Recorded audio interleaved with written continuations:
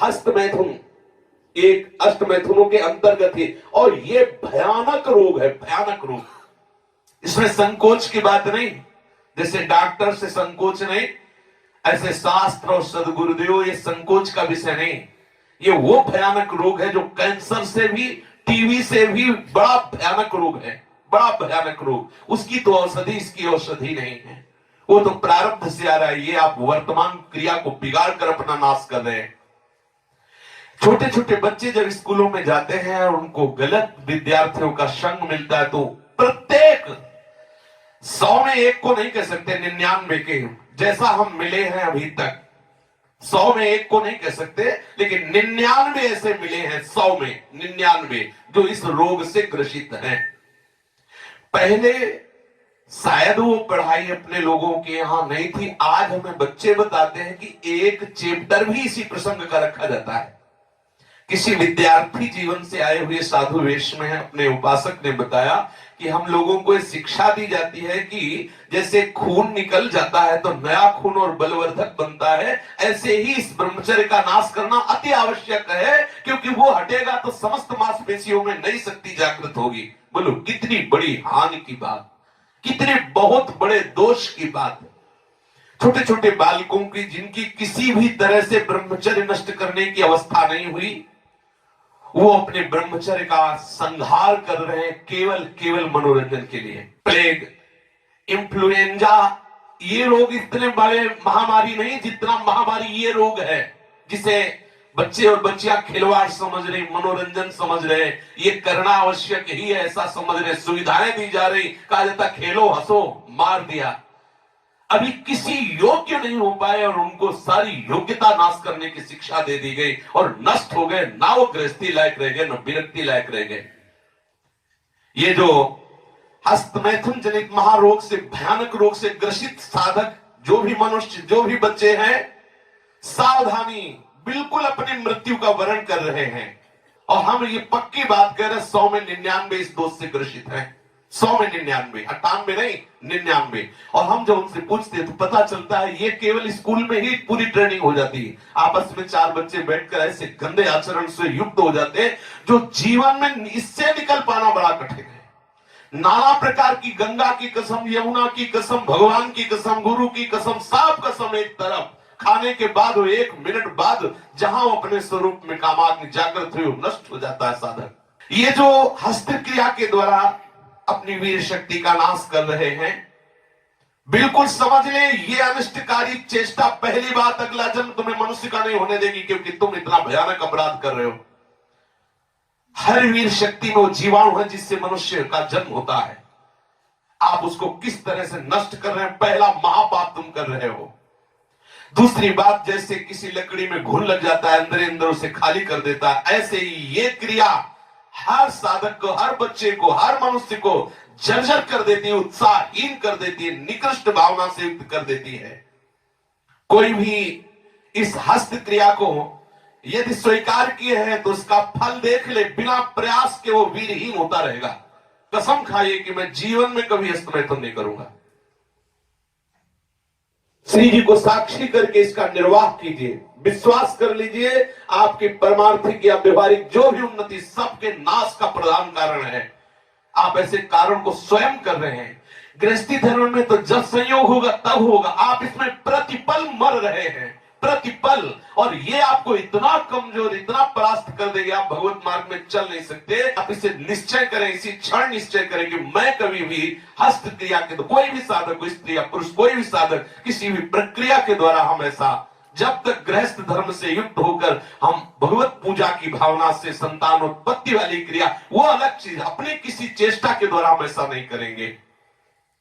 जो ऐसा करते हैं उनकी समस्त इंद्रियां दुर्बल होती जाती हैं, एक एक नस से उनकी शक्ति का ह्रास होता जाता है और उनके मुंह में पीलापन, सिकुड़न बिना वृद्धावस्था के से दिखाई देने लगती है।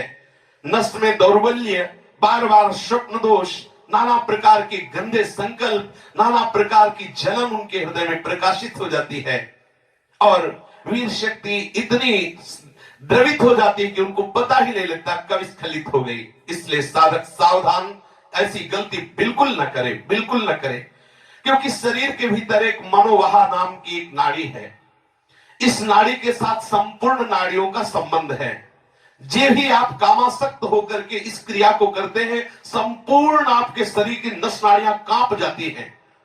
शरीर से लेकर मतलब सिर से लेकर पैर तक संपूर्ण यंत्र, छोटी मोटी सब नाड़ियां कंपायमान हो जाती हैं। फिर उस रक्त से मंथन करके फिर जो निकलता है उसे वीर्य कहते हैं। कितना बड़ा नाश कर रहे हैं आप। इस धातु से दौर्बल्य, प्रमेह, स्वप्न में, मनोमय बड़े कठिन कठिन रोग घेर लेते हैं। पक्षघात, ग्रंथिवात, संधिवात, अपस्मार, मिर्गी, पागल पर भीषण भीषण पीड़ाएं शरीर में, न जाने कितने निंदनीय रोग इस क्रिया के द्वारा होने लगते हैं। इसलिए प्रत्येक उपासक को, चाहे वो गृहस्थ मार्ग का हो या विरक्त मार्ग का हो, बिल्कुल ऐसी क्रिया ना करें। जब कोई हस्त क्रिया करता है तो उसके सीधे कलेजे पर धक्का लगता है। जब क्रिया करता है तो संपूर्ण नस नाड़ियों में हलचल और हृदय पर धक्का लगता है, जिससे उसका दिल कमजोर होने लगता है। और वही सबसे ज्यादा जिसे हार्ट अटैक कहते हैं, वही कारण होता है। वीर चरण ही उसका प्रधान कारण होता है। क्षय, खांसी, श्वास, ये क्षमा महाभयानक रोगों का बुलावा है। हृदय रोग से पीड़ित अभागे मनुष्य किस क्षण मर जाए कोई पता नहीं। मस्तिष्क पर जो एक ऊर्जा शक्ति, विचार शक्ति होती है, वो नष्ट हो जाती है। जो ये हस्त क्रिया को करते हैं उनको देखते ही पता चलता है करते हैं। कुछ ऐसे लक्षण होते हैं जिनको देखने से ही पता चलता है ये सब वो प्रतिपल अपने आप को चौपट कर रहे हैं। कितना पागलपन है। आप अपने जीवन को नष्ट कर रहे हैं। पागल खाने में अगर देखा जाए तो 5 आदमी ऐसे मिलेंगे 100 में जो किसी अन्य घटना से पागल हुए। 95 ऐसे मिलेंगे जो विषय के कारण पागल हुए, जिन्होंने ब्रह्मचर्य को छीण किया है और उनकी मेधा शक्ति कमजोर हो गई और पागल हो गए हैं। ये व्यभिचार प्रवृत्ति किसी भी लायक नहीं रहती। सैकड़ों पागल खाने में जांच करने पर ज्ञात हुआ है कि जितने भी पागल हैं उनमें से 95 केवल इस बात से पागल है, भ्रष्ट आचरण से। आप परिश्रम युक्त, साधना युक्त आप रहिए। ये आजकल के माता पिता स्वयं सावधान नहीं, बच्चों के सामने ऐसी चेष्टाएं करते हैं कि उनकी सामर्थ्य नहीं कि अपने बच्चों को रोक सके। वो समझते हैं कि बच्चों से ये बातें करना ठीक नहीं है। लेकिन आप समझिए, अगर बच्चों को आप एक छूट दे रहे हो, आप उनका कितना जीवन नष्ट कर रहे हैं। उनकी आंख, नाक, कान, जिह्वा, वाणी, पैर, त्वचा सब कमजोर हो रहे हैं। और इस कारण जब वो गृहस्थ धर्म में प्रवेश होते तो गृहस्थी लायक नहीं रह जाते, गृहस्थी लायक नहीं रह जाते इन क्रियाओं के करने के कारण। माता पिता को, सदगुरु को चाहिए, उपदेशक को, कि अपने आसपास इस बात को कहे कि वो कभी ऐसी गंदी चेष्टाएं ना करें। सदगृहस्थी में जानते को पहले आचार्य परंपरा थी, सब जाकर गुरुकुल में रहते थे, ब्रह्मचर्य रहते थे। फिर जिनको गृहस्थ में जाना होता वो गृहस्थ में जाते, जिनको नैष्ठिक ब्रह्मचर्य का व्रत लेना होता वो वैरागी होते। दोनों महान पुरुष बनते। वो गृहस्थी में जाकर धर्म पूर्वक चलते हुए पुनः वैराग्य को धारण करता और विरक्ति में जाकर वो महापुरुष बन जाता। दुर्बल चित्त इतना हो जाता है कि ना वो धर्म स्थान देखता है, न तीर्थ स्थान देखता है, न मंगल तिथि देखता है, न मंगलवार देखता है। बस अपनी वासनाओं का खेल खेलता रहता है। हजारों प्रतिज्ञाएं, हजारों धर्म चेष्टाएं सब व्यर्थ करने वाला ये महान दोष हस्त क्रिया, व्यभिचार प्रवृत्ति, इस पर अंकुश कीजिए, इसको आनंद मत मानिए। ये जो हस्त क्रिया के द्वारा शक्ति का नाश करते हैं, ये प्रतिक्षण काम से युक्त रहते हैं। इनके हृदय में वही चिंतन चलता रहता है। बालक अवस्था से लेकर के यौवन अवस्था तक देखिए आप, इनकी आंखों में देखिए न तेज होगा न इनकी गंभीरता होगी, बहुत चंचलता, निस्तेज आंखें होगी, चेहरा पीला पड़, जब देखो तो ऐसा लगता है कि शर्मिंदा हो रहे हैं, मुंह छिपा रहे हैं, ऐसा लगेगा। पहला लक्षण है। दूसरा, कुछ इतने निठल्ले, ऐसे दिखावटी स्वभाव के, ऐंठ में, अकड़ में, गर्मी में रहते, ये वीर शक्ति के नाश का लक्षण है। गंभीरता नहीं, शांति नहीं, उदारता नहीं, धैर्य नहीं है, वो अपने को बड़ा दिखाना चाहते, ये सब उसके नाश के लक्षण हैं। जिनका चेहरा आनंद में, देखते ही हृदय में आकर्षण, ये ब्रह्मचर्य का लक्षण है। चेहरा देखो तो उजड़ा हुआ दिखाई देता है, लगता है बिना रोते हुए भी रो रहे हैं। वो सब सिकुड़ गया चेहरा, ऐसा जैसे किसी घर में आग लगा दो, इसके बाद दर्शन करो तो कैसा लगता है वो, ऐसे ही उसका चेहरा होता है जिसने अपने जीवन से खिलवाड़ किया है।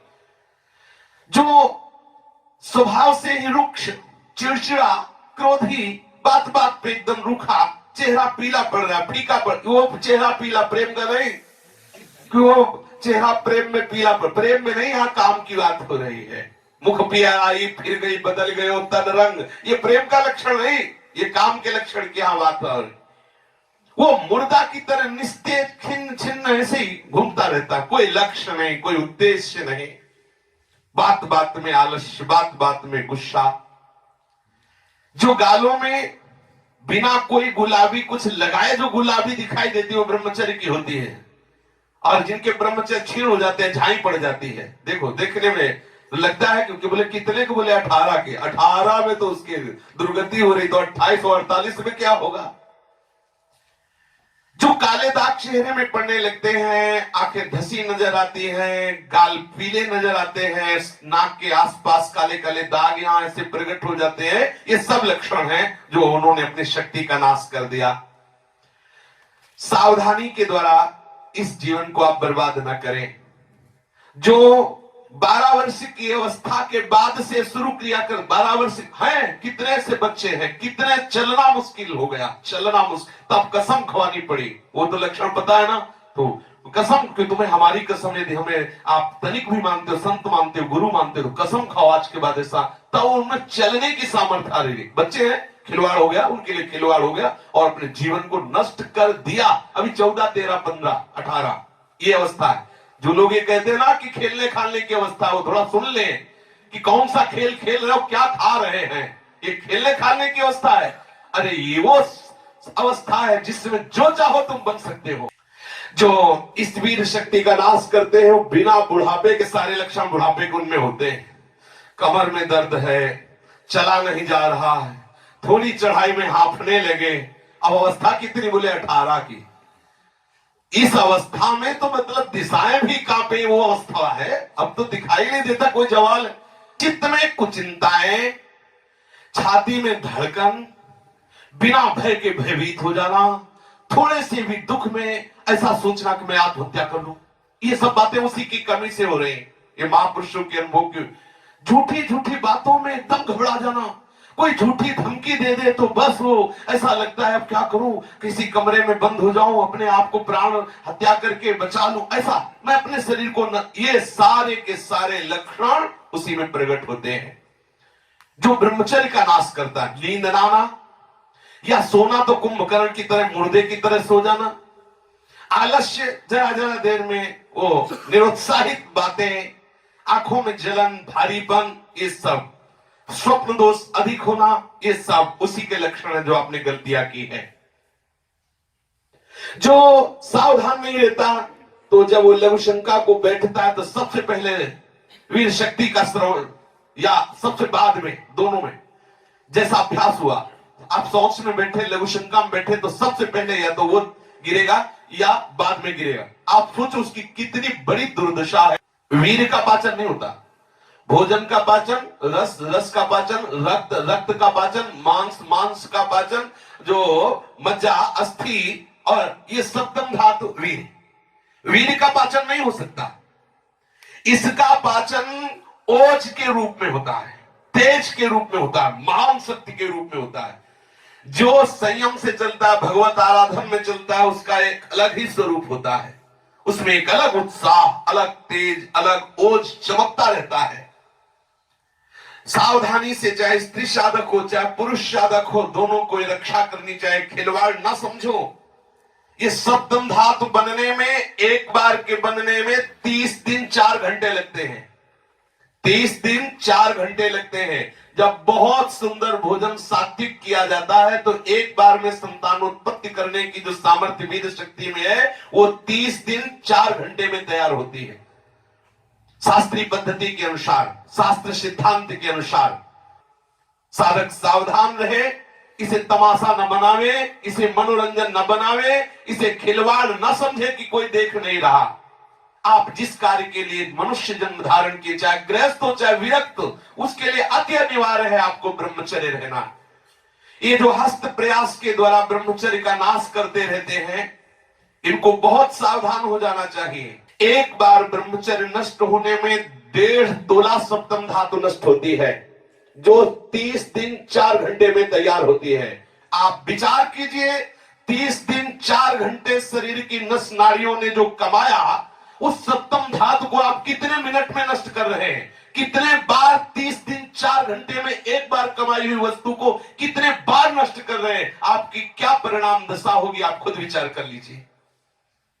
कठोर परिश्रम से 30 दिन 4 घंटे में तैयार होने वाली 1.5 तोला अमूल्य वस्तु जो भगवत स्वरूप है, आप उसे कहां बहा रहे हैं? कितनी मूर्खता कर रहे हैं आप। इसको सुनने में बोलने में संकोच लग रहा होगा। घोर पतन का रास्ता अंदर ही अंदर मन को आप दे रहे हैं। इसे मूर्ख नहीं कहा जाएगा और क्या कहा जाएगा? जो इतनी कीमती वस्तु को केवल मनोरंजन के लिए बर्बाद करे, तन मन धन श्वास सबका नाश करने वाला। जैसे फूलों का इत्र, ऐसे ही संपूर्ण मनुष्य का सार ब्रह्मचर्य।